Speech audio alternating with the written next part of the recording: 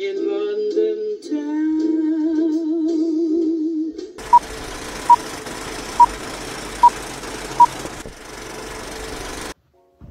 Bonjour tout le monde, je vous retrouve aujourd'hui pour une vidéo plutôt spéciale pour le coup et c'est pas rien de le dire parce que vous le savez sûrement, on est toutes et tous en confinement depuis aujourd'hui midi. Ce qui veut dire qu'on ne sort pas de chez soi pour la santé des autres, pour sa santé à soi et qu'on profite du coup, je pense, de ce temps qui est assez particulier pour essayer de revenir un peu sur soi-même, sur la culture, découvrir des choses qu'on connaissait pas forcément. Et du coup, parce que vous me l'avez demandé, parce que moi-même j'avais envie de faire ça, je me suis dit que je vous ferais une vidéo de choses pour se divertir. Je vous retrouve pour vous parler donc de 5 séries, 5 films, 5 vidéos YouTube, 5 podcasts et 5 bouquins à se faire là pendant cette période où on est chez soi. J'essaierai de faire plusieurs vidéos comme ça à travers la période du confinement parce que du coup on sait pas combien de temps ça va durer. Je tourne ça un petit peu après avoir fini la vidéo, mais c'est juste parce qu'on m'a annoncé plusieurs choses. D'abord que l'Opéra de Paris mettait en ligne tous ses ballets gratuitement pendant le confinement, donc foncez parce que mon dieu l'Opéra de Paris. Ensuite j'ai appris que Canal mettait pareil en ligne tous les trucs gratuitement, donc allez-y aussi, tout est en clair. Il y a vraiment genre plein de choses qui sont disponibles en ligne, donc profitez-en. Je pense qu'il y a plein, même Netflix j'imagine va faire en sorte de baisser un peu leur prix ou quelque chose, mais je trouve que c'est incroyable parce qu'il y a plein de solidarité qui est en train d'être créée autour de ça et de la culture principalement, donc profitez-en, allez voir des trucs en replay, allez voir des ballets et voilà. J'ai réfléchi au début à comment vous conseiller des livres alors qu'on peut pas aller en acheter. Mais j'ai réalisé qu'il y avait un site qui s'appelait Librairie Indépendante et qui est parfait parce que premièrement il soutient toutes les librairies indépendantes, qui est 10 000 fois mieux que d'acheter ses livres donc, dans des grandes surfaces etc. Acheter en librairie indépendante ou d'occasion c'est tellement mieux et pour l'environnement et pour les petits commerces locaux. Du coup voilà, je vous mettrai dans tous les cas en barre d'infos toutes les infos que je vais vous dire là tout de suite. Et pour ne plus tarder trop, sur les bouquins, donc le premier que je vais vous conseiller, donc il y en a 5. Il y en a 2 qui sont des plutôt grosses lectures et 3 qui sont des lectures plutôt simples. Je voulais un peu mettre de tout.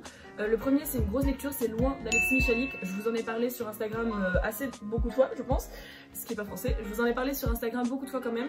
Donc Alexis Michalik c'est un metteur en scène de théâtre et un réalisateur que j'aime énormément, que j'ai eu la chance d'avoir en masterclass. Je vous mettrai le lien encore une fois dans la barre d'infos si ça vous intéresse. Et qui a écrit son premier roman là à la rentrée, Loin, qui a été sélectionné en première sélection pour le prix Renaudot. Tout ce que je veux vous dire, parce que c'est très facile de le spoil, c'est que c'est l'histoire de Antoine qui n'a pas grandi sans son père, qui un jour reçoit une lettre de son père après 30 ans d'absence, qui en fait a été perdu par la poste et qui du coup va se lancer dans une espèce d'aventure pour essayer de retrouver qui était son père. C'est un peu un roman d'aventure mais c'est surtout un roman d'introspection sur d'où on vient, les origines de chacun. C'est un vrai voyage, d'ailleurs dans les dédicaces il signe toujours avec Bon Voyage Michalik, mais donc je vous le conseille fortement. Il est vraiment très agréable à lire, c'est une lecture qui fait s'envoler et franchement il est un peu long, enfin c'est un gros pavé de 650 pages mais il se lit d'un coup et moi je vous parle en n'étant pas une grande lectrice, enfin, c'est que très récent que je me suis remis à la lecture. Du coup je pense que c'est une bonne lecture pour s'y remettre, surtout en période comme ça où on a envie de rentrer, c'est un peu comme de rentrer dans une série. D'ailleurs il voulait que ça soit une série au départ mais il n'avait pas eu le budget donc il en a fait un bouquin, donc voilà, Loin d'Alexis Michalik. Le deuxième bouquin c'est encore une fois donc une grosse lecture, c'est Mémoires d'une jeune fille rangée de Simone de Beauvoir. Celui-ci il fait 450 pages mais c'est écrit plus petit, voilà je parle en vocabulaire d'enfant. C'est du coup le premier tome des 4 tomes sur les mémoires en fait, l'autobiographie de Simone de Beauvoir. C'est le premier livre de Beauvoir que j'ai lu.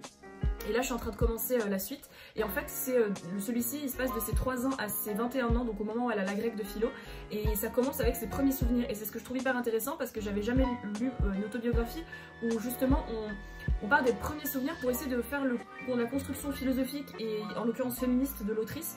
Parce que du coup, enfin, ça m'a vraiment fait me poser pas mal de questions sur moi-même, comment est-ce que j'avais construit mon cheminement de pensée féministe, sans me comparer évidemment à Simone de Beauvoir parce que I mean who am I. Mais ouais, c'est super intéressant et c'est vraiment une lecture agréable. Enfin, c'est pas du tout. Je pensais que ça serait une lecture très, comment dire. Je pensais que ça serait une lecture plutôt compliquée parce que c'est de Beauvoir, c'est une philosophe, etc. Mais franchement, ça m'est pas du tout tourné des mains. Je suis rentrée dedans à fond. C'était même ma lecture de plage l'été dernier, alors que, enfin, c'est pas une lecture de plage normalement de Beauvoir. Mais du coup, voilà. Donc, je vous conseille vraiment beaucoup. C'est très agréable et ça se termine sur sa rencontre avec Jean-Paul Sartre. Donc là, j'ai très hâte de lire la suite. Je vous en parlerai sûrement dans l'épisode d'après, du coup. Ensuite, j'ai Hygiène de l'assassin d'Amélie Nothomb que j'ai fini hier soir. C'est une lecture ultra rapide, genre le bouquin fait 215 pages et surtout c'est en fait presque un script parce qu'il n'y a que des dialogues Et d'ailleurs c'est un bouquin que j'ai acheté à 25 centimes à Gilbert Joseph, enfin, franchement acheter de la culture à 25 centimes c'est juste fou.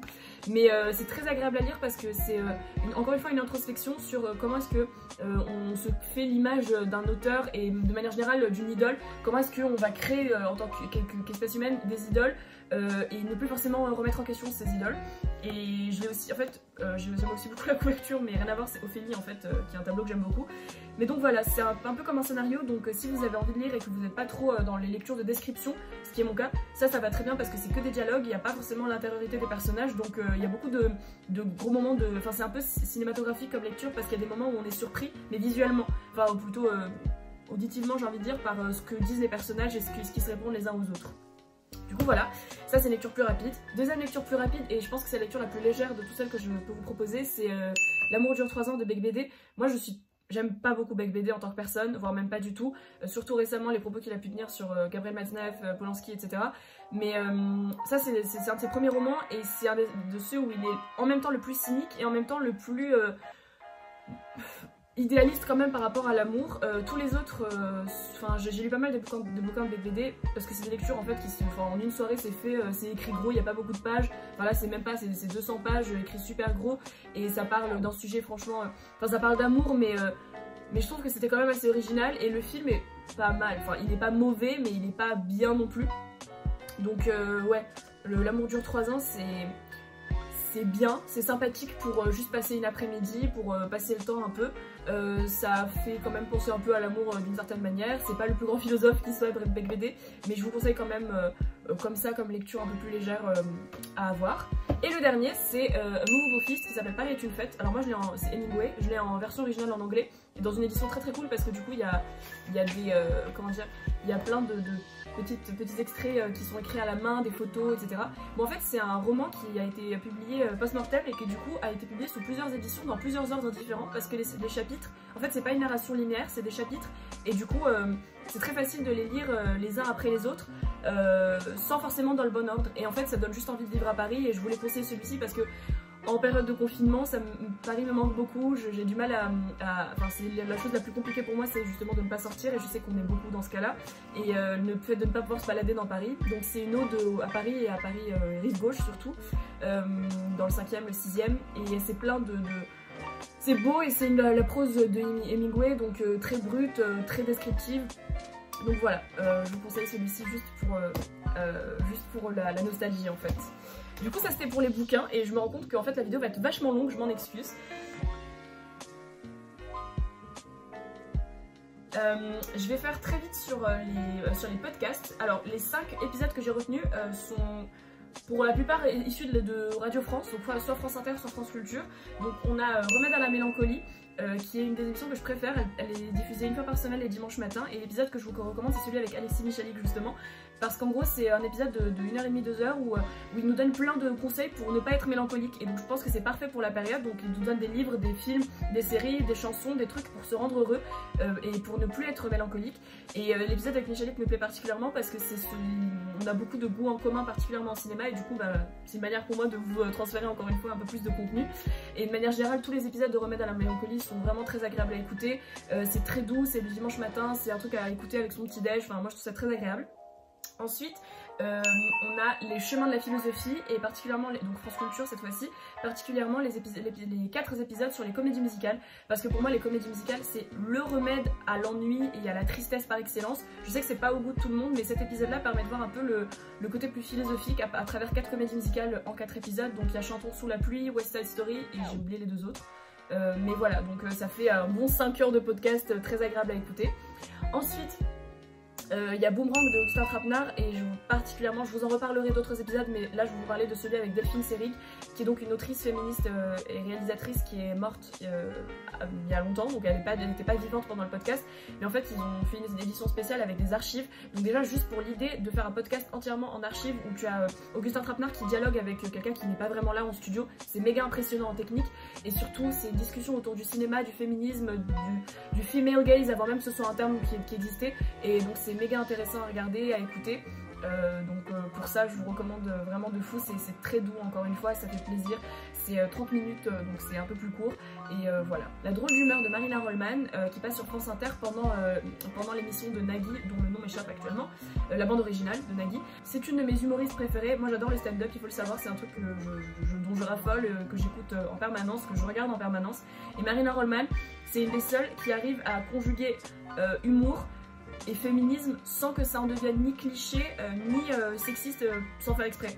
Elle est hilarante, elle parle de sujets plutôt d'actualité, mais même juste des conneries du quotidien. C'est une humoriste enfin moi j'appelle ça les humoristes sociologues, c'est ceux qui parlent vraiment de nos conneries du quotidien, et c'est juste très agréable à écouter. C'est méga drôle, ça dure 3 minutes à chaque fois et il y a plein de chroniques, donc enfin moi perso quand j'ai découvert ça j'en ai écouté vraiment une cinquantaine à la suite parce qu'elle me tue de rire. Et si ça vous plaît vous pouvez regarder du coup après ces stand-up, ces spectacles de stand-up ailleurs, et normalement elle passe au Théâtre de l'Heure, sauf que là bah, elle n'y est pas, sinon je vous aurais recommandé d'y aller.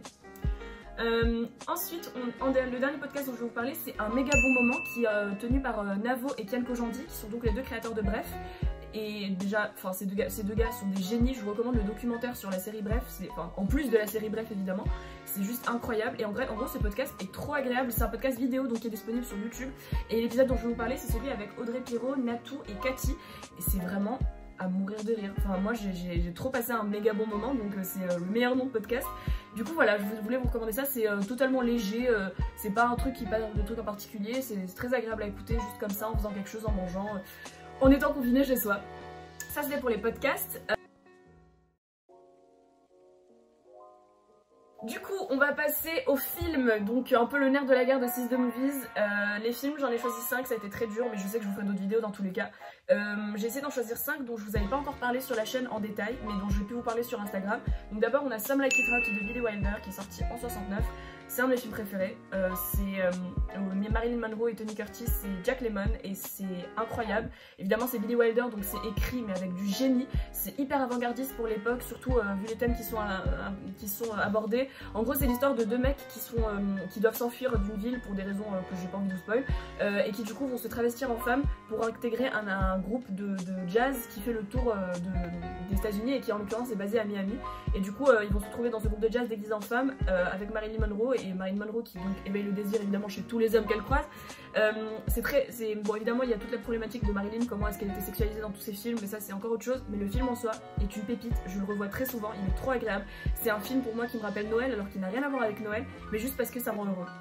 Du coup voilà, j'essaie d'être brève. Ensuite on a Carol de Todd Haynes que j'ai vu la semaine dernière, qui est sorti en 2015 et qui m'a juste fait rentrer, enfin ça c'est le film si vous voulez rentrer dans une histoire, c'est un peu comme Call Me By Your Name, pas aussi tragique forcément, mais dans le sens où on rentre dans quelque chose de très doux, avec une ambiance, autant Call Me By Your Name c'est l'été, autant là c'est l'hiver, c'est l'amour de l'hiver et l'amour pendant l'hiver, et Cate Blanchett et Rooney Mara qui jouent donc deux femmes dans les années 50 qui vont tomber amoureuses. Et juste c'est tellement doux, enfin je sais pas, enfin j'avais envie que cette vidéo soit un peu sous l'égide de la douceur, parce qu'on a tous besoin de douceur, toutes et tous besoin de douceur en ce moment je pense.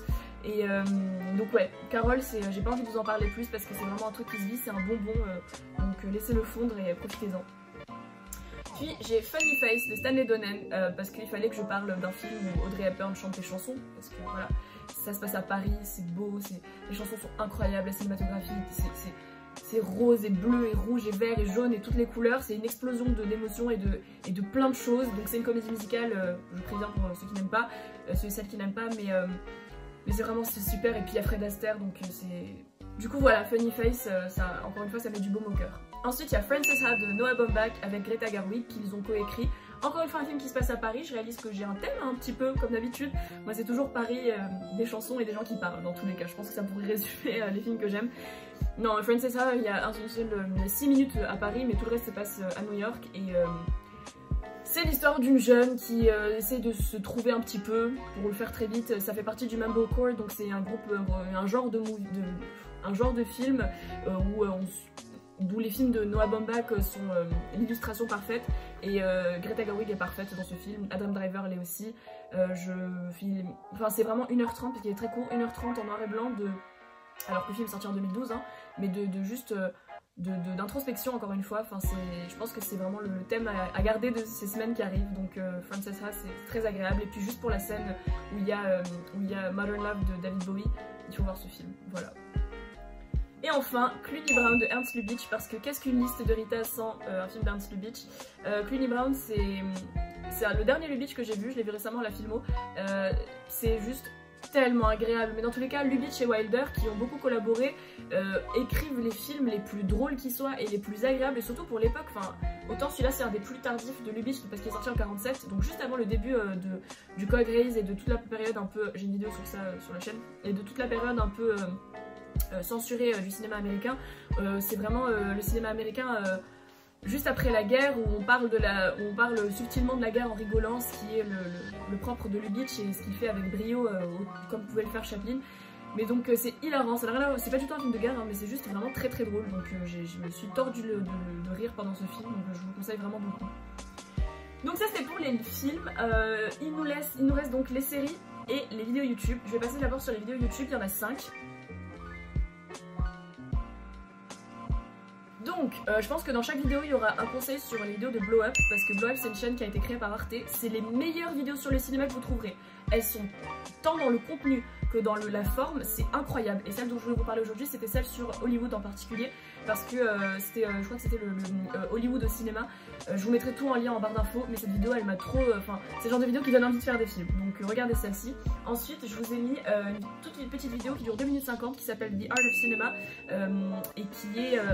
En fait, c'est des réalisateurs et réalisatrices qui dialoguent entre eux et entre elles. En fait, c'est pas vraiment un dialogue, c'est juste des images d'archives avec des sons d'archives qui tournent pendant 2 minutes 50 et qui essaient de résumer en gros c'est quoi l'art du cinéma. Et encore une fois, c'est un film, c'est une vidéo, on la voit et on a envie de créer. Et je trouve que c'est le meilleur moment là en étant chez soi tout seul pour créer. Ensuite, je vous ai mis en gros une vidéo qui essaie de déterminer c'est qui le ou la meilleure scénariste de l'histoire du cinéma. Spoiler, c'est Lubitsch et Wilder, donc en accord totalement avec ce que je vous disais, mais en gros ils expliquent pourquoi et qu'est-ce que la Lubitsch touch, et c'est une bonne vidéo pour tous ceux qui aiment un peu le scénarisme. Le scénarisme n'est pas un mot, l'écriture de scénario, donc voilà.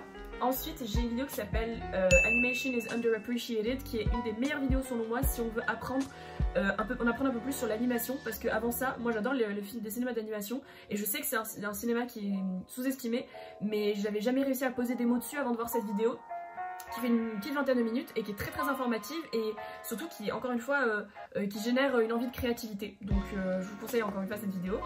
Et ensuite, la dernière dont je voulais vous parler, c'est Editing Scorsese avec Thelma Schoonmaker, j'espère que c'est comme ça qu'on prononce, qui est donc la monteuse de tous les films de Scorsese, ce qui est incroyable déjà, parce que quand on y pense, le montage est méga important, et donc c'est une petite vidéo capsule où elle explique comment est-ce qu'on monte un film de Scorsese, comment est-ce qu'on collabore avec Martin Scorsese, comment est-ce qu'on crée de la narration par le montage, ce qui est pour moi une des choses primordiales, parce que le montage autant que les scénarios sont les choses qui m'intéressent le plus au cinéma. Donc voilà, je vous ai avec ces 5 petites vidéos, j'ai essayé de toucher à l'animation, au montage, au scénario, et puis aussi juste à l'art en soi et à la beauté de l'art qu'est le cinéma, parce que je voulais un peu vous transmettre ces petites choses. Elles durent entre 2 et 20 minutes les vidéos, parce que je voulais encore une fois que vous ayez le choix entre passer 2 minutes et passer un peu plus de temps sur quelque chose. Les 5 que j'ai choisis pour vous aujourd'hui, donc il y a Brooklyn Nine-Nine, parce que Brooklyn Nine-Nine ça se mange, c'est sur Netflix, ça se mange mais vraiment en une semaine. C'est des épisodes de 20 minutes, mais à l'écriture, franchement ça m'a pris une saison de vraiment rentrer dedans, mais c'est une des meilleures écritures de séries humoristiques que j'ai vues. C'est hilarant, les blagues sont vraiment genre au millimètre près, c'est un humour new-yorkais que j'adore, qu'on peut retrouver dans les films par exemple de Woody Allen, ou enfin tout cet humour un peu... new-yorkais des années 50 mais adapté aux années 2010, qui est juste, ça marche parfaitement. Donc Brooklyn Nine-Nine c'est la vie. Ensuite il y a The Crown. The Crown c'est une des séries les plus cinématographiques que j'ai vues de ma vie. Il y a 3 saisons qui parlent du coup de la couronne, oui j'ai pas dit mais Brooklyn Nine-Nine c'est sur des policiers à Brooklyn, enfin, voilà c'est le setting de base. The Crown c'est sur la vie de la reine d'Angleterre depuis la coronaison de son père jusqu'à normalement jusqu'à nos jours, mais apparemment ça va pas aller jusqu'à nos jours. Donc c'est un énorme projet de série qui a été pensé en amont et qui du coup chaque 2 saisons change de casting entièrement pour adapter à l'âge de la reine et de son entourage qui augmente. C'est incroyablement bien fait, c'est esthétiquement mais parfait. En écriture on est sur vraiment genre, je pense que c'est les silences les plus rythmés que j'ai pu voir dans une série. Elle prend son temps, c'est tellement rare genre d'avoir une série qui n'est pas du tout dans le binge watching. Enfin c'est vraiment une série où on peut prendre son temps pour voir les épisodes, donc elle se voit un peu plus sur le temps long. Il y a 10 épisodes et 3 saisons et franchement genre c'est une des meilleures choses que j'ai pu voir dans ma vie, tout contenu confondu, et j'adore les actrices et les acteurs de cette série, j'adore la réalisation, enfin c'est génial. Ensuite, il y a, et je pensais pas aussi que j'aurais pu être intéressée à ce point par la royauté anglaise, mais maintenant je suis grave fan. Donc je regarde même des vidéos d'archives du roi et de la reine, donc c'est un peu n'importe quoi. Mais du coup, je vous conseille de fou The Crown. Ensuite, il y a The Marvelous Mrs. Maisel, qui est une série toute récente. Elle en est qu'à sa 3e saison, mais que j'aime de tout mon cœur. C'est l'histoire de Mrs. Maisel, qui est une femme dans les années 50 qui veut vivre sa vie parfaite de ménagère des années 50, mais qui va divorcer avec son mari et décider de devenir humoriste. Ce qui est totalement improbable, mais qui va passer tellement bien. Enfin, je saurais même pas comment vous expliquer à quel point est-ce que j'ai adoré regarder ce truc déjà l'humour, encore une fois c'est l'humour new-yorkais, et là plus précisément c'est l'humour juif new-yorkais des années 50, donc encore une fois ça me rappelle un peu le stand-up de Woody Allen et de ce genre de personnes, et c'est donc dans un univers d'une famille juive à New York dans les années 50, je l'ai dit 50 fois, excusez-moi, mais ouais, donc c'est trop agréable, et puis esthétiquement les décors et les costumes, vu que c'est les années 50, c'est magnifique, et encore une fois c'est à mourir de rire, donc je vous conseille de fou cette série. Et ensuite on a Sex Education pour un truc un peu plus léger, mais pas trop tout ça non plus. C'est une série toute récente, la 2e saison est sortie il y a quelques semaines, elle est sur Netflix. Ah oui, du coup j'ai oublié de dire, mais Brooklyn Nine-Nine, The Crown, Sex Education c'est sur Netflix, The Marvelous Mrs. Maisel c'est sur Amazon Prime, et après je vais vous parler de Big Little Lies qui est sur HBO, donc OCS. Tout est disponible quelque part en ligne. Donc Sex Education c'est une série, comment dire, c'est donc de l'éducation sexuelle, hein, tout simplement, qui se passe dans un lycée. J'avais peur que ce soit une série de lycée mal faite, mais finalement j'ai bouffé les épisodes, déjà parce que la cinématographie est on point, j'ai jamais vu ça dans une série qui parle d'adolescence, c'est tellement beau, et les acteurs et actrices sont vraiment, franchement, genre ils font bien leur taf, et c'est très informatif, c'est très éducatif, je trouve que c'est une série qui est nécessaire, et c'est très marrant aussi, donc à regarder, il y a des intrigues très intéressantes, à regarder en 2-3 jours, on se binge-watch tout, donc voilà, Sex Education c'est vraiment pas mal. Et enfin, Big Little Lies, ça je vous en ai déjà parlé ici, mais je peux pas ne pas, c'est mon cœur, mon amour cette série. Je peux vous, aller voir les autres vidéos où je parle de Big Little Lies, mais en gros c'est une série qui parle des struggles de certaines femmes avec leur mari, avec leur vie, avec le fait d'être mère, avec le fait de concilier le travail et la vie active. Ça parle de charge mentale, ça parle un peu de meurtre, c'est drôle, c'est fin, c'est beau.